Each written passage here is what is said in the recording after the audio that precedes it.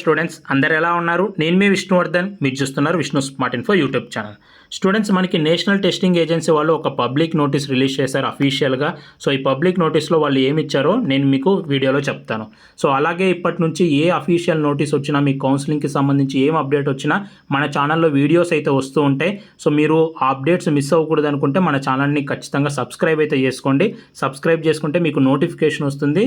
So దాని ద్వారా మీరు లాస్ట్ డేట్ ఏం మిస్ అవ్వరు. సో అసలు ఈ పబ్లిక్ నోటీస్ దేనికి సంబంధించిందంటే, సో మీరు చూస్తుండొచ్చు, నీట్ రిజల్ట్ వచ్చినప్పటి నుంచి సో ఇప్పటి వరకు సెవరల్ యూట్యూబ్ ఛానల్స్లో కానీ, నాకు కూడా వాట్సాప్లో చాలామంది మెసేజ్ పెడుతున్నారు. అన్న, నాకు యాక్చువల్గా ఓఎంఆర్ చెక్ చేసుకున్నప్పుడు 650+ వచ్చాయి, 600+ మార్క్స్ వచ్చాయి, కానీ ఇప్పుడు రిజల్ట్లో చూస్తే నాకు 170+ మార్క్సే వచ్చాయి, 150+ మార్క్సే వచ్చాయి అని కొద్ది టైప్ ఆఫ్ క్యాండిడేట్స్ మెసేజ్ చేస్తున్నారు. అలాగే యూట్యూబ్లో కూడా చాలామంది కామెంట్లో కూడా పెడుతున్నారు. అండ్ అలాగే ఇంకో టైప్ ఆఫ్ క్యాండిడేట్స్ ఉంటారు.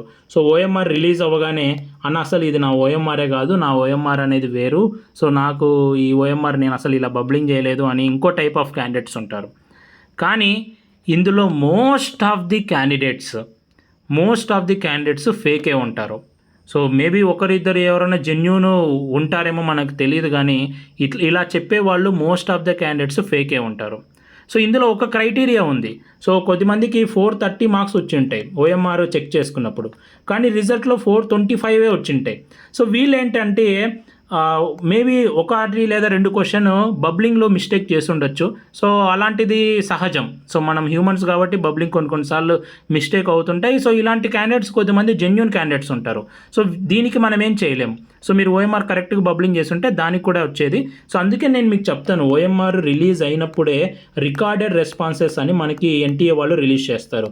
అంటే మీ ఓఎంఆర్ కరెక్ట్గా బబ్లింగ్ చేసినవి మిషన్ స్కాన్ చేసి మీకు రికార్డెడ్ రెస్పాన్స్ వస్తాయి. సో మీరు రికార్డెడ్ రెస్పాన్స్ చూసి మీరు కరెక్ట్ చేసుకోవాలి. ఓఎంఆర్లో మీరు కరెక్ట్ బబ్లింగ్ చేసి ఉండొచ్చు, రాంగ్గా బబ్లింగ్ చేసి ఉండొచ్చు. సో ఇలా ఒక 5 మార్క్స్ అలా డిఫరెన్స్ వచ్చిన వాళ్ళకి సో మనం ఏం చెప్పలేం, ఎందుకంటే బబ్లింగ్లో మిస్టేక్స్ ఉంటాయి.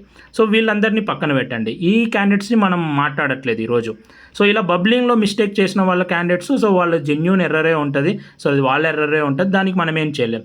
కానీ కొద్దిమంది స్టూడెంట్స్ ఉంటారు 600+ మార్క్స్ వచ్చాయని, కానీ చూస్తే 150 రిజల్ట్లో వచ్చాయని, అసలు మా ఇది ఓఎంఆర్ కాదు అని కొద్దిమంది క్యాండిడేట్స్ చెప్తుంటారు. అందులో మోస్ట్ ఆఫ్ ది క్యాండిడేట్స్ ఫేకే ఉంటారు. సో ఎందుకు నేను ఇలా చెప్తున్నానంటే, సో ఇది ఇయర్ స్టార్ట్ అవ్వలేదు, లాస్ట్ 2 to 3 ఇయర్స్ నుంచి ఇలా కొద్దిమంది క్యాండిడేట్స్ సో పిల్లలు వాళ్ళ పేరెంట్స్ని మోసం చేస్తున్నారు. ఎందుకంటే ఒక రోజు నైట్ మొత్తం కూర్చొని నేను చెక్ చేశాను. ఒక స్టూడెంట్, జెన్యూన్ స్టూడెంట్స్, వాళ్ళ పేరెంట్స్ టీచర్స్, ఇద్దరు పేరెంట్స్ టీచర్స్, ఒక పిల్లోడు వచ్చి మెసేజ్ పెట్టాడు, అన్న నాకు ఇన్ని మార్క్స్ వచ్చాయి, సో నా ఓఎంఆర్లో ఏమో నాకేమో ఇప్పుడు రిజల్ట్లో చూస్తే ఇంత తక్కువ వచ్చాయి, అసలు నాది ఇది ఓఎంఆరే కాదు అని మెసేజ్ చేసినప్పుడు మనకు కూడా బాధ అనిపిస్తుంది. అరే ఏమైంది, నిజంగానే ఇతనికి ఏమన్నా ఎర్రర్ జరిగిందా అని. సో ఆ రోజైతే నైట్ మనం 4 వరకు మేల్కొని అసలు ఏమైంది అని పేరెంట్స్తో మాట్లాడుతూ, సో నేను అన్నీ పెట్టించుకొని అన్ని క్రాస్ వెరిఫై చేస్తే, ఇప్పుడు దొంగ అనేవాడు ఎక్కడైనా దొరికిపోతాడు. సో మనం క్రాస్ వెరిఫై చేసినప్పుడు సో ఆ స్టూడెంటే పేరెంట్స్ని మోసం చేస్తున్నట్టు అర్థమైంది. ఇప్పుడు పిల్లలు ఏం చేస్తున్నారంటే, ఆన్లైన్ ఎగ్జామ్ పెట్టినప్పుడు కూడా కొన్ని వెబ్సైట్స్లలో ఏమవుతుంది, ఫస్ట్ సారి ఎగ్జామ్ రాసినప్పుడు ఏం అటెంప్ట్ చేయకుండా సబ్మిట్ చేసేస్తారు. ఇప్పుడు నేను చెప్పేది మెయిన్ ఎగ్జామ్ కాదు, మాక్ టెస్టులు పెడతా అంటారు ఆన్లైన్లో. సో అలాగే సెవరల్ కోచింగ్ ఇన్స్టిట్యూట్ వాళ్ళు కూడా ఆన్లైన్ కోచింగ్ ఇస్తుంటారు. సో వీళ్ళు ఏం చేస్తారంటే, ఫస్ట్ మాక్ టెస్ట్ రాస్తారు, మాక్ టెస్ట్ రాసినప్పుడు ఏమీ అటెంప్ట్ చేయకుండా సబ్మిట్ చేస్తారు.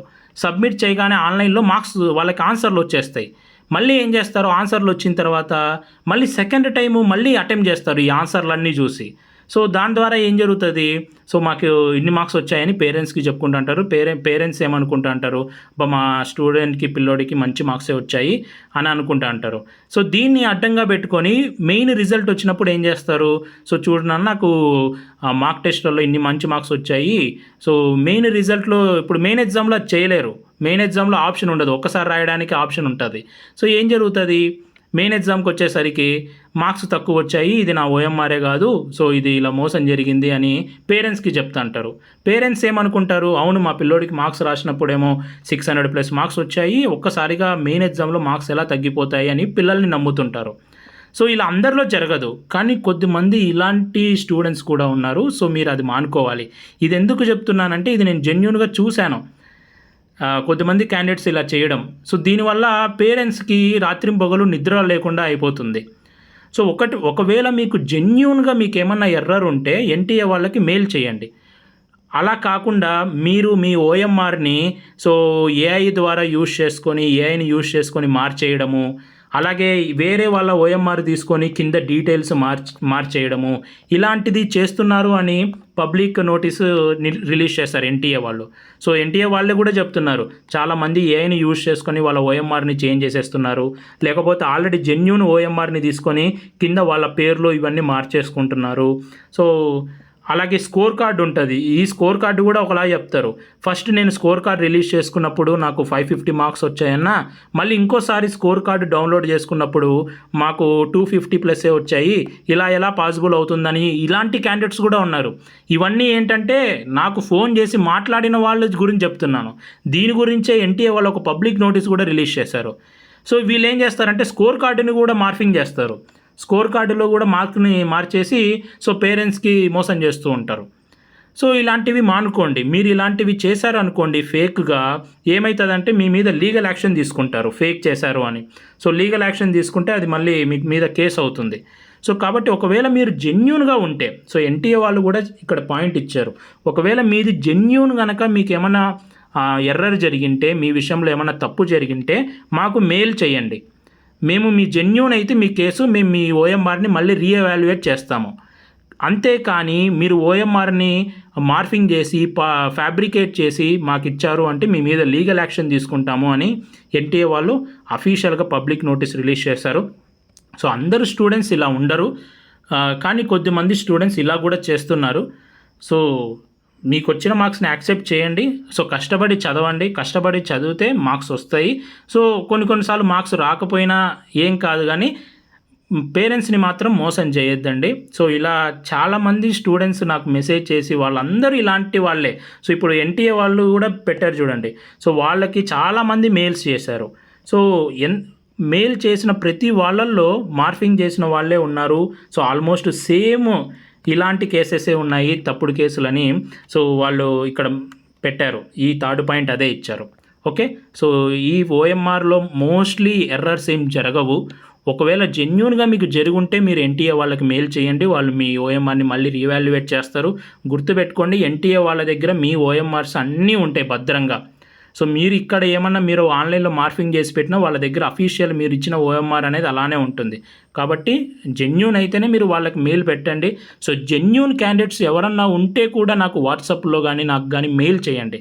సో మీ కేసు ఒకవేళ జెన్యూన్ అయితే సో మీరే ఎన్టీఏ వాళ్ళకి మెయిల్ చేయమని నేనే చెప్తాను. అలా కాకుండా మీరు జెన్యూన్ కాకుండా మీరే ఓఎంఆర్ని మార్చేస్తే సో మీ మీద లీగల్ యాక్షన్ అనేది తీసుకుంటారు. ఓకేనా? సో ఇది అఫీషియల్గా వచ్చిన నోటీస్. ఇలాంటిది కూడా ఉంటుంది అని సో అందరికి తెలియాలి కాబట్టి నేను ఈ వీడియో అయితే చేస్తున్నాను. అండ్ ఇది అఫీషియల్ పబ్లిక్ నోటీస్. సో ఈ వీడియో మీ అందరికి నచ్చింది అనుకుంటున్నాను. వీడియో నచ్చితే లైక్ చేయండి. ఇలాంటి మరెన్నో వీడియోస్ మీరు మిస్ అవ్వకూడదు అనుకుంటే మన ఛానల్ని సబ్స్క్రైబ్ చేయండి. Thank you so much for watching. Have a great day.